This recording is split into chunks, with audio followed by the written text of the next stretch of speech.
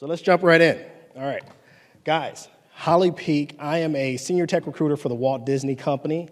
Today we're really going to be talking about and focusing on how to unlock your emotional intelligence intuition, right? And basically, how do you do that in terms of your recruitment process, right? So before we really start looking at that, I think it's important for us to understand what emotional intelligence is, why does EQ matter in our process, how can it be used in our process, and then what results can we expect? Thank you, man, appreciate it. All right, I feel tall now, good. All right, so let's jump in. So there are two people that are highly regarded as kind of the champions of emotional intelligence, right? That is Peter Salovey and John Mayer, two Yale professors. And basically the way they define emotional intelligence is one's ability to recognize, understand, and manage their emotions while recognizing, managing, and here's the key word, influencing the emotions of others, right? We also have Daniel Goleman, who is known as like their most famous evangelist, their disciple, right? And he wrote a book called Emotional Intelligence, Why It Matters More Than IQ. And he came up with 5 pillars of emotional intelligence. Those 5 pillars are self-awareness, self-regulation, motivation, social skills, and empathy. And we're gonna see how all of that plays into our recruitment process, all right? So why does EQ matter in recruitment? The World Economic Forum considers EQ to be one of the 10 most important employment skills in 2020, right?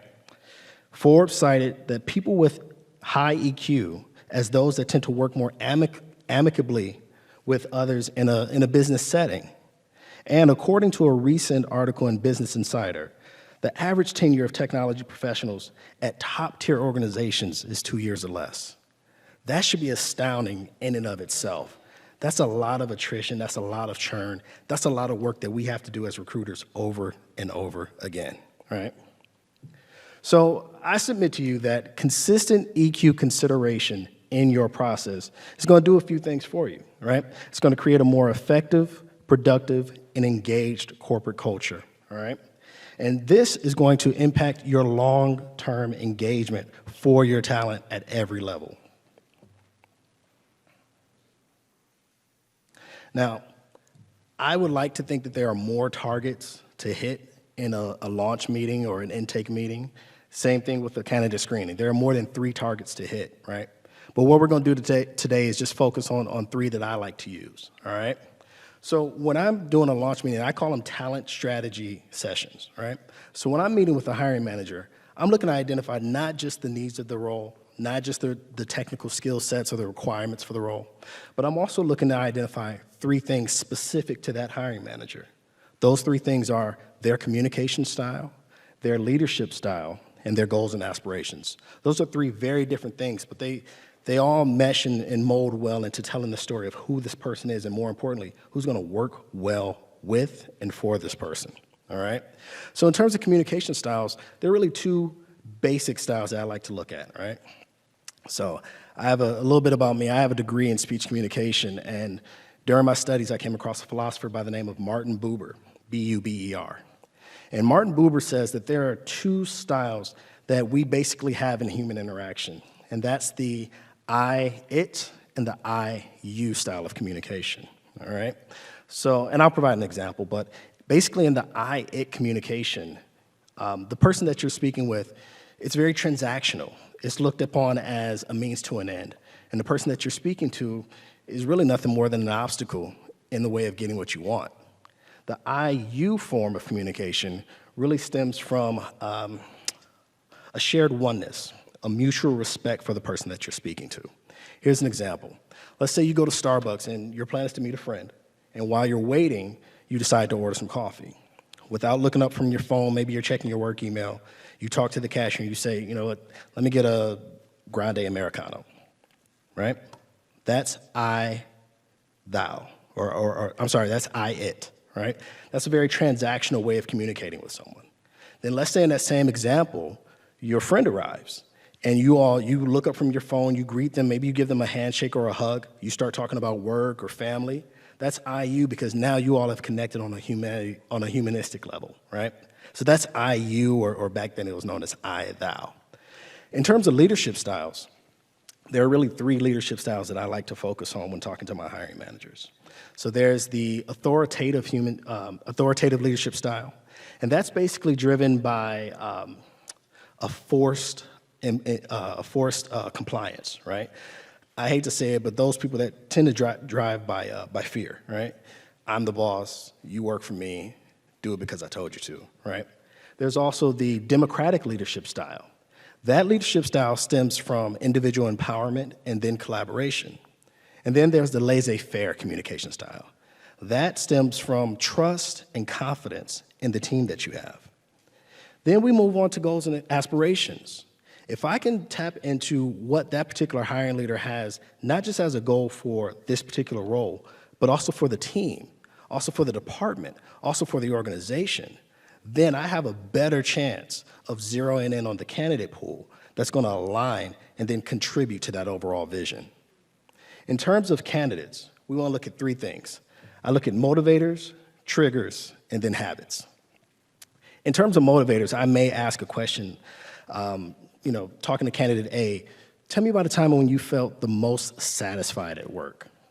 How do you feel engaged in the work that you do, right? If I'm looking at triggers, I may ask them, talk to me about a time that you felt especially frustrated. How did you communicate that frustration? And more importantly, how did you overcome that frustration? And then if we're talking about habits, I'm looking at, tell me about a time you celebrated success. What did you do? How was that communicated throughout the team? Did you share? Did you keep it to yourself? Because I feel like if I can identify your motivators, if I can identify your triggers, I can thus help the hiring manager and advise the hiring manager in predicting your work habits. Next, we're going to talk about the results that we can expect. So here's what I've seen. I've seen improved candidate experience. I can't tell you how many candidates have told me, wow, that's really the greatest phone conversation or the greatest professional conversation I've ever had. Why? Because it's about them. It's not simply about filling a rec, right? Oftentimes, we get into this very transactional mode of recruitment. Get a rec, fill a rec, right? What I want to do as I'm a partner to my business is I want to take us out of that mode, right? I really want to look at how we can make these long-term hires and how we can make the most out of our compatibility aspect. So much of recruitment boils down to these 3 things. Basically, it's career coaching, sales, and yes, matchmaking, right? I am a glorified professional matchmaker, right? So I've also seen improved hiring manager satisfaction.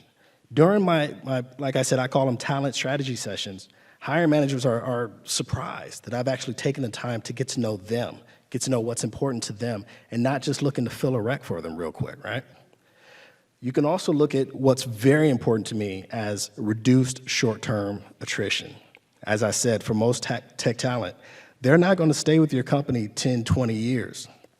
You're really at the most, if you're lucky, you may get 3 to 5, right?